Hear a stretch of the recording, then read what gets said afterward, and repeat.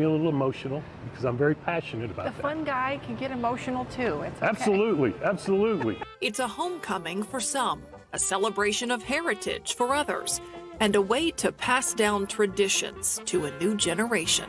It's a story that needs to be told because many of the children don't understand exactly where New Braunfels came from and what it all means.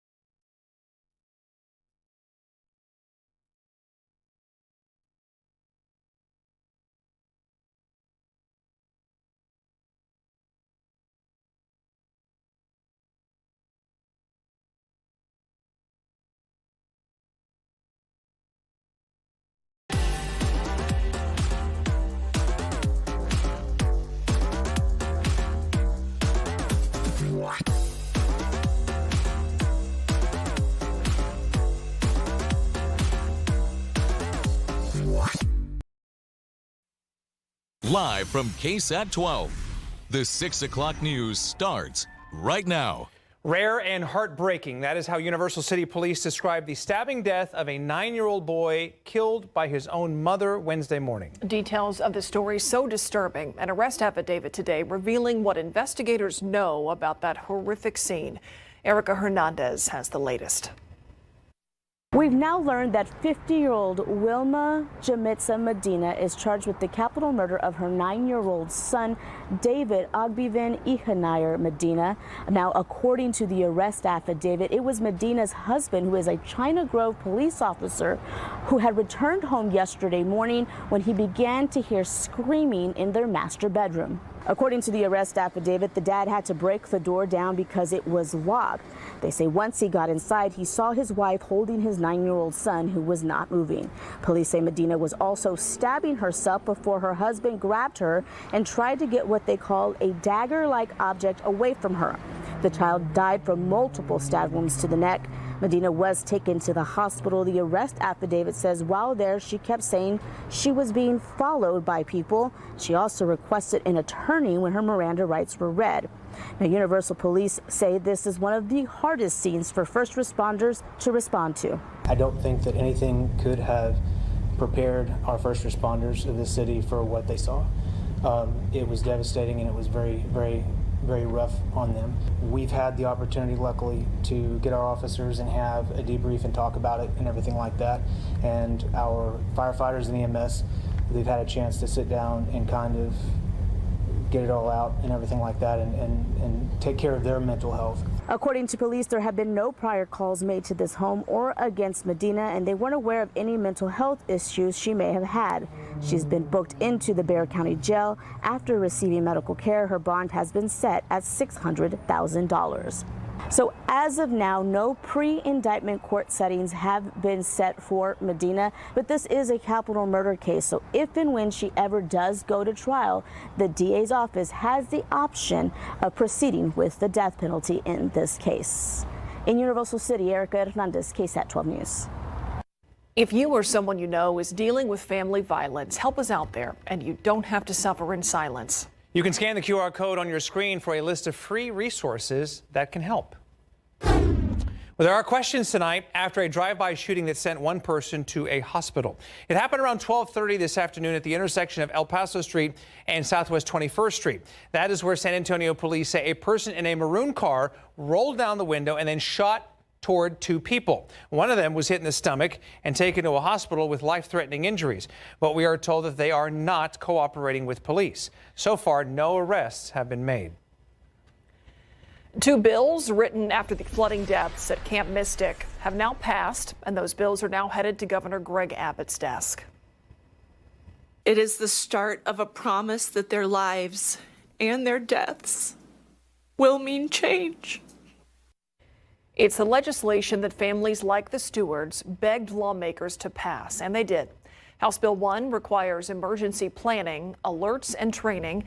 Senate Bill 1 mandates cabins post-evacuation routes and requires ladders on cabins for rooftop access.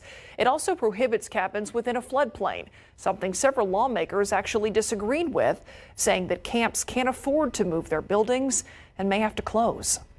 I spoke against the bill and talked about how this was going to really hurt camps and be detrimental to our community and to future campers.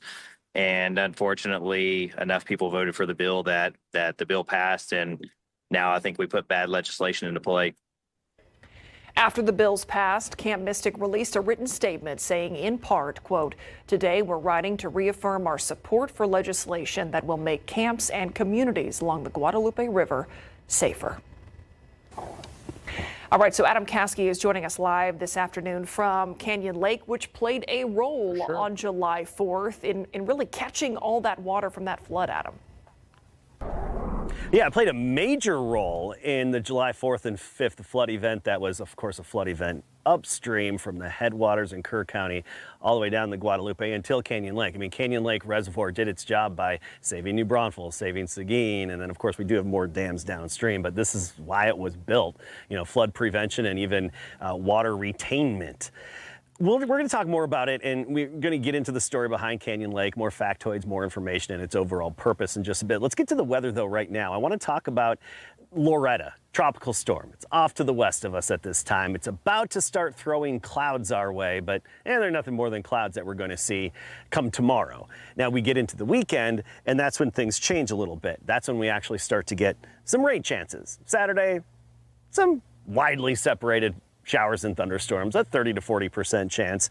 I think they'd pretty much be brief splash and dash. We get into Sunday night, early Monday, and that's when the odds actually climb a little bit more, anywhere from about 50 to 60% coverage at any time during that period. That would be Sunday night on into Monday. And there could be some bullseyes of some heavy rainfall because of the moisture content of the air that's headed our way. We're going to talk more about that and even our flash flood potential, and of course more on Canyon Lake Dam in just a bit.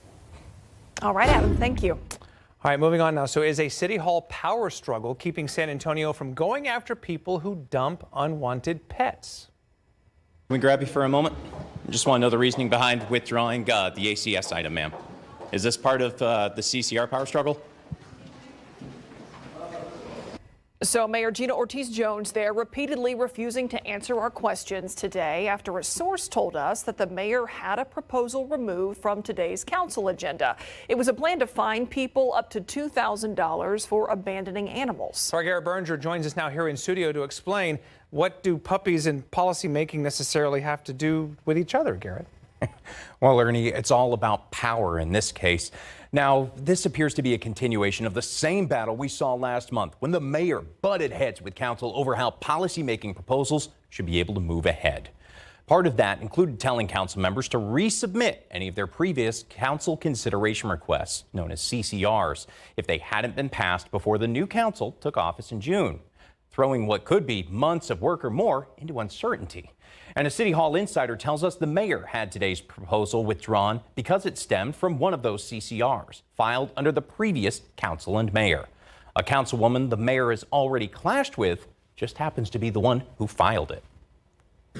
Are you going to confirm if this was, the mayor behind this? That's my understanding, but I'm not for sure. I'm not 100%. There's been a fight over the CCR process. You were one of the vocal opponents and how she handled that. Do you see this as retribution? I'm not sure. All I'm going to say again is that this is the work of our residents. They want us to push these changes. City Manager Eric Walsh told reporters he had pulled the proposal, but he did not answer whether it had been at the mayor's request. Jones wasn't saying either. She walked past us 4 separate times today, refusing to answer questions each and every time. Though last night her chief of staff told me the proposal shouldn't have been on the agenda because of a, quote, process issue, though the chief said she wasn't sure of the particulars. But just in the past half hour, we received this statement from the mayor's office saying, quote, item 11 was pulled from the city council agenda yesterday evening by the city staff as the expired CCR had not been reviewed by the governance committee. As has been communicated, expired CCRs from the previous council may be resubmitted, and the governance committee will decide on how best to move forward once received, end quote. Now, it's not clear when this proposal might actually end up on any agenda and come back up, but we did take a look at what it's all about. We'll tell you all about it coming up at 10. Myra, Ernie? Very good, Garrett. Thank you so much for that. We know you'll stay on top of it. All right, well, we're staying on top of the traffic situation, and not a lot to see right now on this camera. 90 at Nogalitos is pretty quiet, and actually a lot of room for people to move around and drive, but we're continuing to keep an eye on all the roads, all the construction sites, and of course, if anything breaks here this hour, we'll be sure to let you know with traffic. Things not so smooth sailing in this next area we're going to talk about. A road construction project on the city's east side has some people doing a double take there. The city of San Antonio calls this phase 2 of the project. Yeah, so it involves improving sidewalks and drainage and installing medians along North New Braunfels Avenue. So the work is happening on that street between East Houston and Paso Hondo. Now, 2 years ago, a similar project wrapped up just north of that area. God, I mean, we had just finished over here and now here. You've got to make a right turn or a left turn and then go up a few blocks before you can even, make the turnaround. So some people who work in this area say all the detours and closed streets have been chasing away customers. The project is scheduled for completion early next year. It is a development plan that sparked controversy and questions from some about what can be done to stop it. Still ahead here on the news at 6, what former Mayor Ron Nierenberg says the city can and should do to protect your drinking water.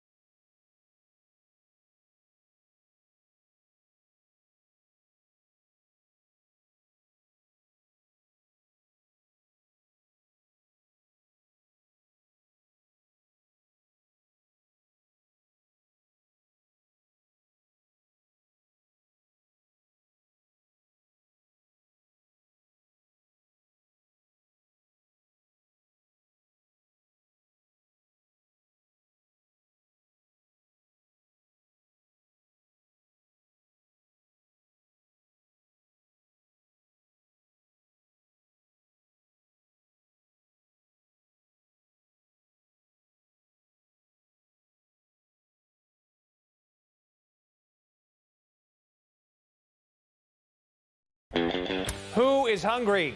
You better be on September 20th. The second annual Texas Eats Food Festival is happening on the 20th at the Boeing Techport Center. You can try food from 20 top restaurants from around Texas made by Michelin and James Beard award-winning chefs. So if you want to buy tickets, just scan that QR code you see there on your screen. A portion of the proceeds will benefit the Community Foundation of the Texas Hill Country. Can the city or the county put a stop to a controversial development? We're talking about Wahalote Ranch. It is a proposed development out near Helotes. So the plans call for treated sewage to be dumped into Helotes Creek, which feeds San Antonio's main water supply. Sarah Costa spoke with the former mayor of San Antonio, Ron Nirenberg, who says the city can stop this plan. And he is not mincing words about this project. I say hell no. Former San Antonio Mayor Ron Nirenberg is determined to protect San Antonio water. When you have a developer who doesn't even live here coming to build thousands of homes and trying to get taxpayer relief for building a wastewater treatment plant that would put treated wastewater into our water supply, I say hell no. The proposed Wahalote Ranch development would require a wastewater treatment plant which would treat sewage and then dump it into Helotes Creek watershed, which feeds local aquifers. That's the water supply for San Antonio and 12 other counties. Neighbor Randy Newman has been fighting this development for years. I always ask myself three questions: who profits, who pays, and who loses? In this case, the developer profits, the home buyers pay, and all the rest of us lose. The developer, Lennar Construction, has applied for a public improvement district with Bexar County, or a PID. It's a mechanism that requires property owners to pay extra taxes for local improvements. The question viewers keep asking us: can the county or city stop the project? Nirenberg and Newman say yes. Can that actually happen? It can actually happen. It is in the law. It's codified in the law that they have the right to turn it down at both the county and the city, or if the county approves it, the city has the right to turn it down. I can't recall a PID or a municipal district that's being created in a place that would compromise our drinking water. If the county or the city don't sign off on the public improvement district, the developer can appeal at the state level, which could take years. Nirenberg believes local leaders not only have the right to deny it, but are morally obligated to. If there is a action that is being requested that would harm the constituents of an elected official, that elected official has an obligation not to go along with it or to support it. Sarah Costa, KSAT 12 News. I want to talk about water in this 6 o'clock show. Indeed, yeah. Today, look outside with live cam, taking a view here in San Antonio, but it's out at Canyon Lake that we find our Adam Caskey. Talk about more water. Hey, you know, it's hard to believe Canyon Lake Reservoir was at a record low, and it was just under 45% full. And then, of course, we had the big flood of 4th of July. Not only that, but rainfall, you know, in and around that as well. And now it's up to about 67, 68% full. So it's made a big comeback, but it did its job. 4th of July played a vital role. We'll look deeper into the purpose and the construction behind this dam you see over my shoulder in just a bit. I want to get to our weather pattern and start off with the flash flood potential first and foremost as we get into the upcoming weekend. And basically on a scale of 0 to 5, we're at about a 2. A 1 to 2 is where we are for that flash flood potential. Timing at any point, Sunday, especially late Sunday into Monday. The amount of rain, of course, is going to be all or nothing, as it often is around here, where some locations could get a 1/4 of an inch or less, but then bullseyes could set up where we'd have 5 inches or more in a short period of time, and that would lead to the flash flooding. So that's the primary impact. As for where, that's still a bit of a lottery ticket, the rain lottery as we like to call it around here. But I think odds are starting to favor places closer to the Rio Grande and even along and south of Highway 90. Tomorrow, another dry day. Saturday, Sunday, 30 to 40% coverage of some showers and storms. Sunday night into Monday, about 50 to 60% coverage across our area. Again, not everybody getting in on it, but at least half to a little more than half should see some drops at some point in that time frame. So you see the white clouds on the screen there from western Mexico being thrown our way. They're going to make it here tomorrow, and you'll notice some just ornamental clouds in the sky, mid and upper levels from what is now Tropical Storm Lorena. Remember yesterday, this was a hurricane? Well, not anymore. It's having a hard time staying put together, and it's not really going to last much longer, but it's the leftovers, the tropical remnants, as we like to say, the rain-making energy, the tropical moisture aloft. That's what we get from these Pacific systems. The moisture closer to the ground, that humidity you feel, that's from the Gulf, right? Always the case. But the exact timing and location, of course, remains the primary uncertainty.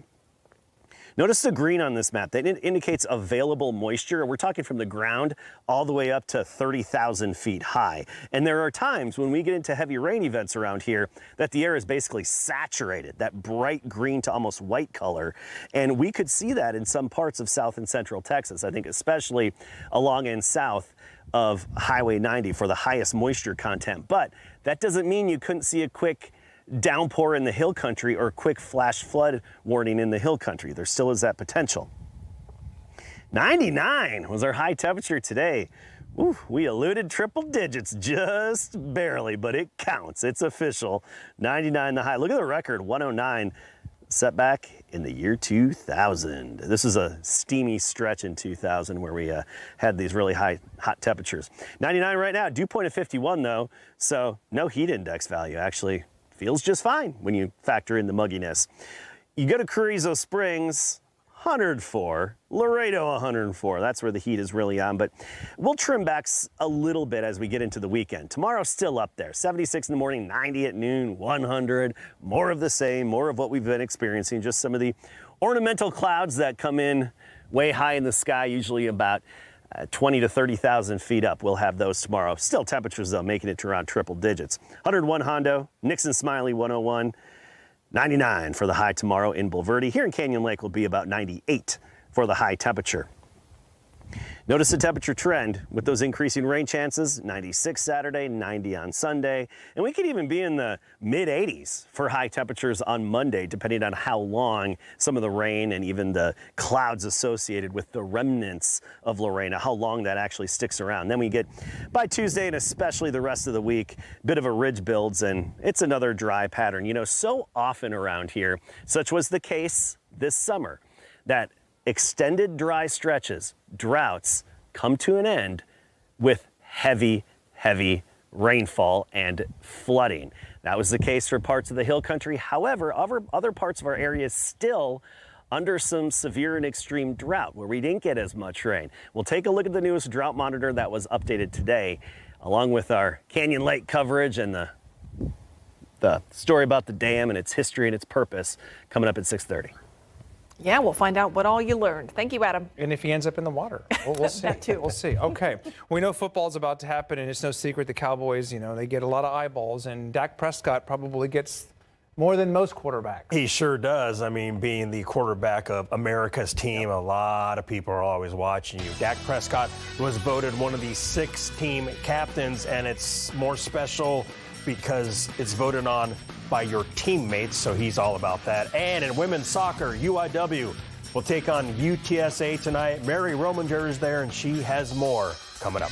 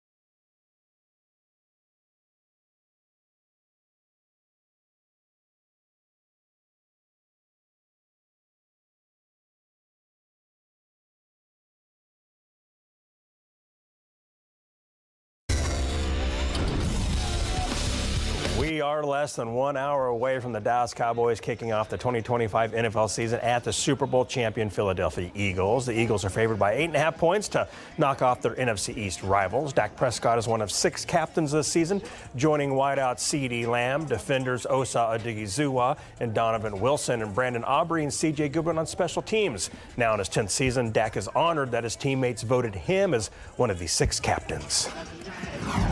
Yeah, something I don't take for granted. It means a lot, one, just to get back to the year-long captains, getting to put the C on my chest. Something that I always, before I got to the league or, when I was a kid watching this game, used to love watching the quarterbacks and the players that had the C on their jerseys, understand what it means. But, yeah, to be selected as that and really to be one of the 6 selected, I think just that number growing. And I don't know if Shadi alluded to it, but he initially said like 3 or 4, and then the number doubled pretty much. And I just think that's a credit to each and every guy on that group and being picked by their peers, and just means they're handling business, doing things the right way. And as I said, something I don't take for granted, and move forward each and every day with a lot of responsibility because of it.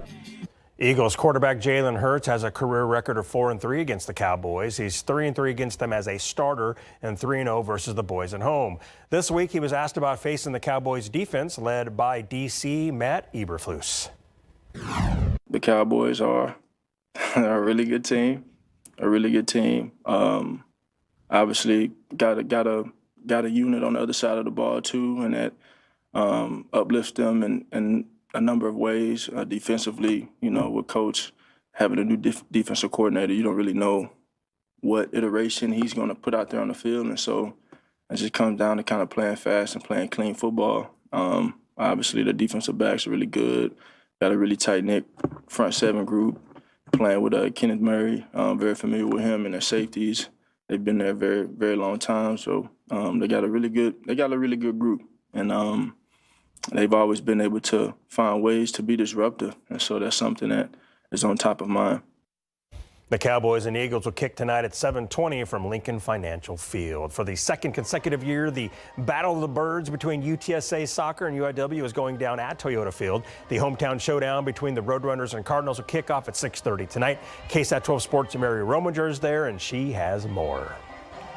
It is a beautiful sight, Larry. College soccer at Toyota Field, San Antonio's largest soccer venue, getting a night off from SAFC for the Battle of the Birds, the hometown showdown between the UTSA women's soccer team and Incarnate Word. Now, UTSA won this rivalry match last year, 1-0, but what's different this time around is both clubs are about 3 weeks into their season. Last year, this was one of the first games that they played, so both head coaches, Derek Pittman for UTSA and Jake Plant for UIW, say both of their teams should be more poised, more fundamentally sound, and a savvier version of themselves. Now, as far as records go, it's 2s across the board. UTSA is 2-2-2 and UIW is 2-2. That will change tonight. It'll be a fun one. We will have highlights and post-game reaction tonight on the Night Beat. Mary Rominger, KSAT 12 Sports. Back to you, Larry.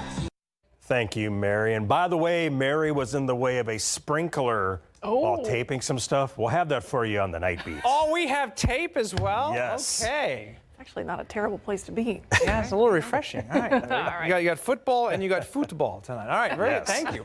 We'll be back. Larry.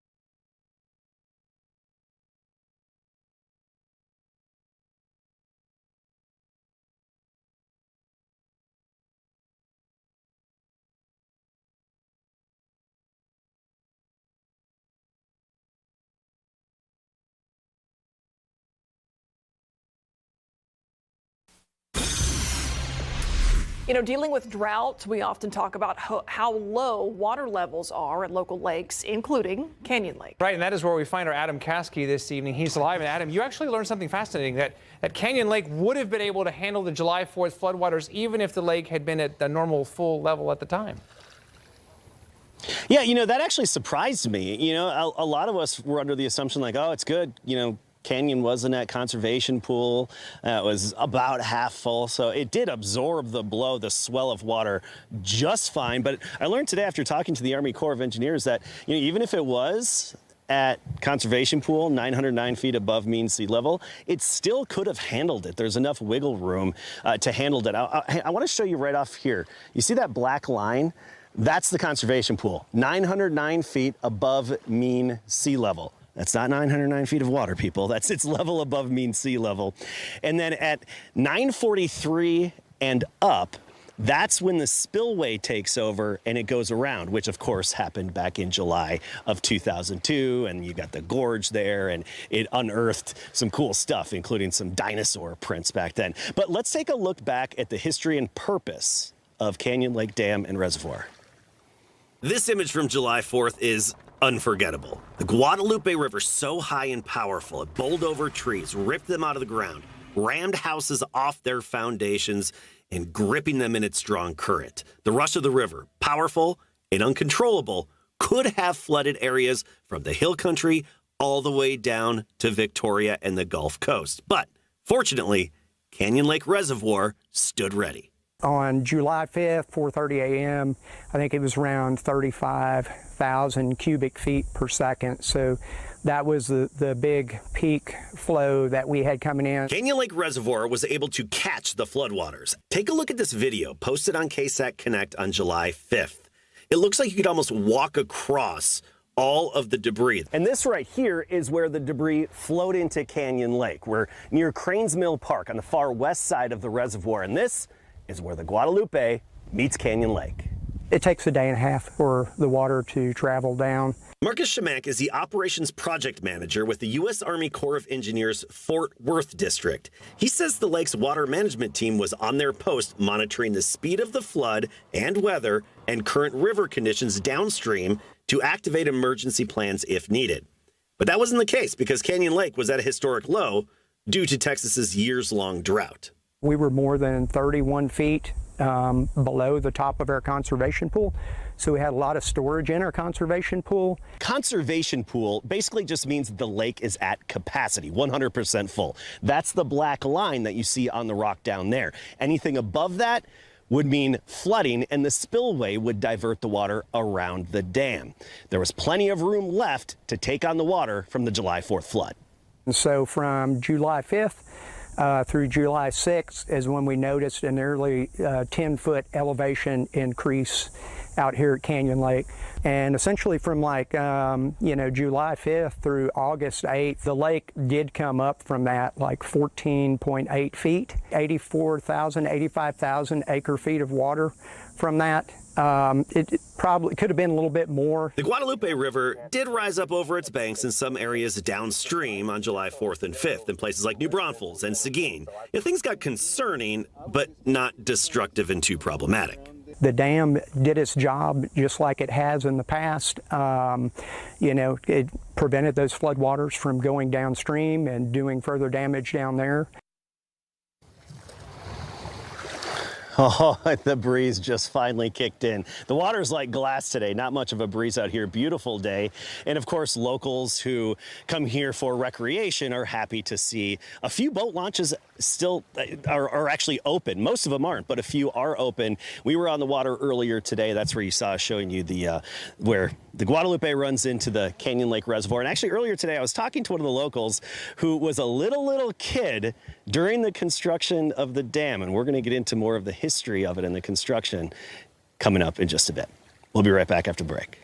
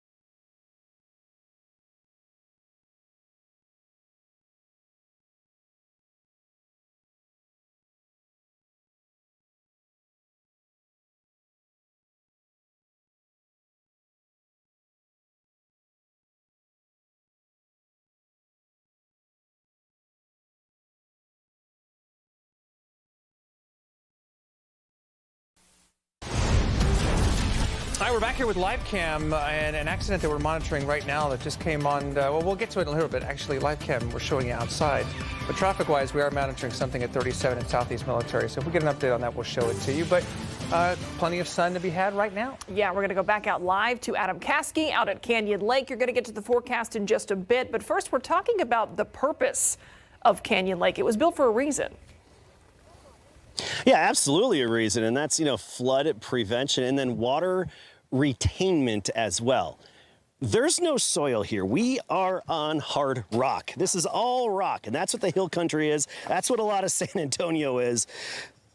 This is why we don't have farmland here, right? You can maybe have some cattle, but not farmland. So it's like when it rains hard, it's like pouring water onto concrete. It's not going to soak in, and with all the hills that we have, they act as funnels to funnel the water. So it runs off quickly and funnels down into the watersheds, and that's why we are Flash Flood Alley and notorious for flooding. Now, earlier today, just out of chance, I happened to talk to a man and his wife and locals here, and he said, yeah, I was a little kid. I was 5, 6, 7 years old when the dam was being built. I remember I'd come out here with my dad. We'd look down River Road, see the equipment carrying the big boulders up and all the construction equipment to build the dam. And since then, it has held tight, and it's kind of changed everything around here, and it did its job, like we saw 4th of July, 5th of July, and in many other events as well. So here's a little look back on the Canyon Dam.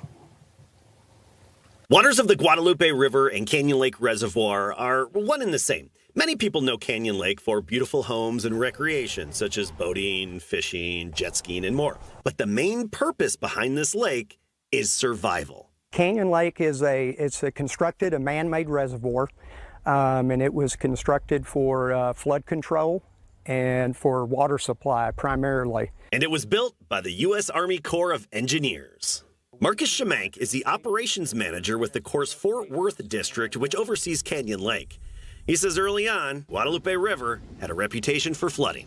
The Guadalupe River was no exception. A lot of flood events, especially in the 30s, some bad ones. And so that spurred people to start talking about the need for flood control and flood protection on rivers. The Corps of Engineers were given the task to accomplish flood control and prevention, and the state of Texas created the Guadalupe Blanco River Authority to oversee water resources of the river from the hill country all the way down to San Antonio Bay along the Gulf Coast. The Corps of Engineers presented a report in 1939 and a recommendation that it be constructed. It being Canyon Lake Reservoir, but Shemank explains it truly took an act of Congress before anything could happen. Canyon Dam, it had to have congressional authorization. Congress passed 2 laws, the Rivers and Harbors Act of 1945 and 1954. Construction started in 1958. So why did engineers select this area? They're looking at geology, the porosity of the ground. They're looking at other features, and then, of course, proximity to population areas to make sure where they place this thing is a good location in terms of physical features, but also in an area where they can provide the desired protection. The U.S. Army Corps completed the dam in 1964 for just under $19 million. 4 years later, the water level hit conservation pool, which is 909 feet above mean sea level. And actually that black line you see right there. That was built to allow excess water in the lake to go over it to prevent the dam from failing in the event of an extreme flood. It would take a decade before Canyon Dam was put to the test. That's when the remnants of Tropical Storm Amelia dropped 40 inches of rain on the hill country. The Guadalupe River jumped its banks, hitting the town of Comfort hard, and then the waters were intercepted by Canyon Lake. It was 10 years after it reached conservation pool in 1978, and the lake rose up 21.6 feet into flood pool. So that was the first significant event. Since that time, Canyon Lake Reservoir has been able to sustain the girth and power of the Guadalupe River when it floods, with the July 2002 flood being the only time in its history when the lake was filled to capacity and floodwaters went over the spillway. And there you have it, the history, the reasons why, and how it took, about 4 years for it to fill up after being built, and then at least to reach conservation pool, be specific, and then about a decade after being built to where it really got put to the test, and it's been passing tests ever since. We have other dams along the Guadalupe, but without them, there would have been more devastating floods from Kerr County, Ingram, Hunt, all the way down to Victoria, Texas, and even Seadrift, where the Guadalupe flows into the back bay, San Antonio Bay. Good fishing, by the way. Anyway, we'll be right back. I'm going to take a look at the drought monitor and, of course, our updated rain chances for the weekend in just a bit.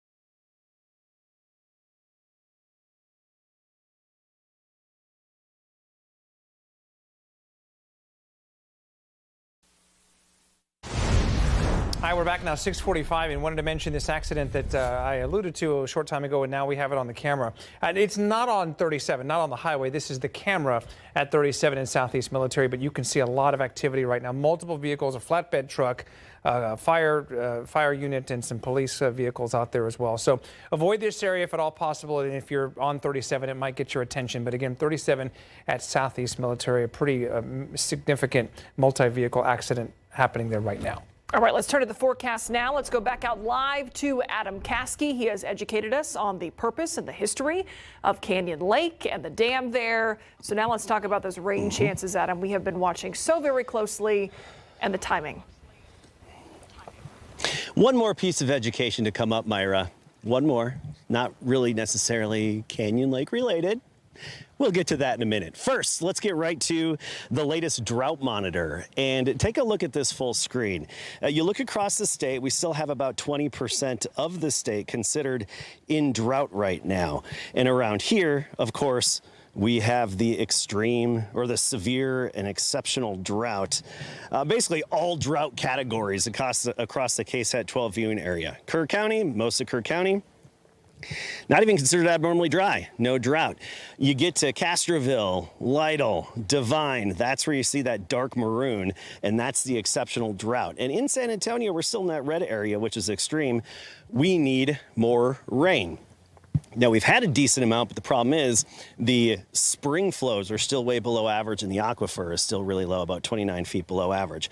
Rain chances at 30% tomorrow, up to 60%, or I should say not 30% tomorrow. Tomorrow's nothing.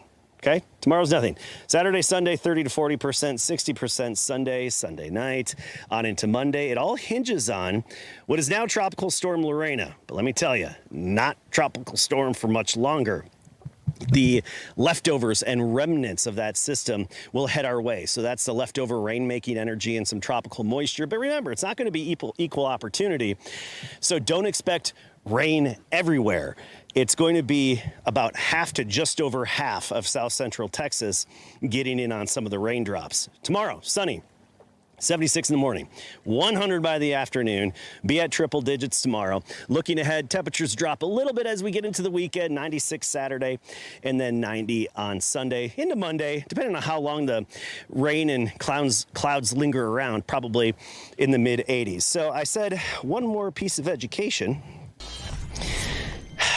You ever heard of diapering? Oh, shoot, hold on. I've got my winner of Thermometer Thursday.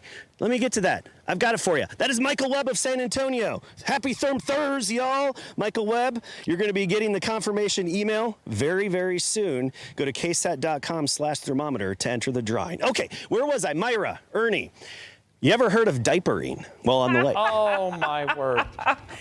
Yes, I have. You ever heard of it? But huh? Hearing it is one Always thing, double check your seeing it pockets. is another. Yeah. Oh my God. Yeah, and then it floats you upright like that. Now this isn't how to appropriately wear it, on a boat for safety, but for fun purposes, definitely how we do it.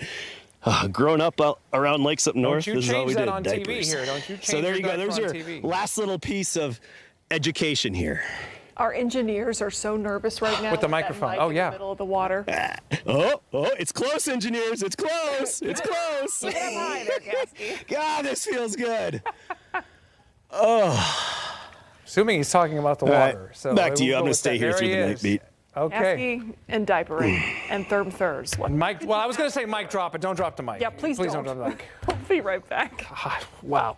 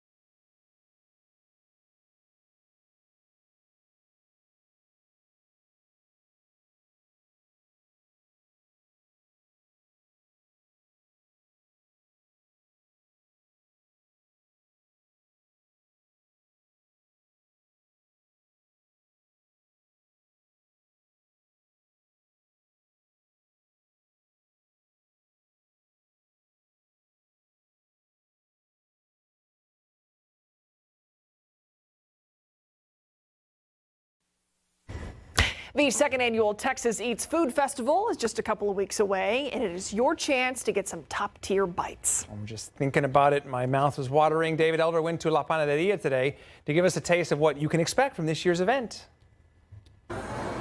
Hey guys, we're out here on the northwest side of San Antonio at La Panaderia, right next to Fiesta, Texas. And joining us right now is David Caceres, pastry chef and owner out here. Thank you so much for having us. David, I'm so happy to have you here. I was happy to be here earlier. I'm happier to be here right now because you have so many great bites on the menu. You have a huge cake in front of us. Right.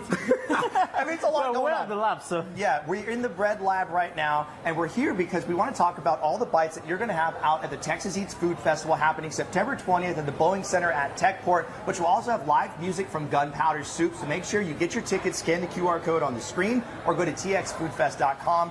And David, you're going to be showing us right now.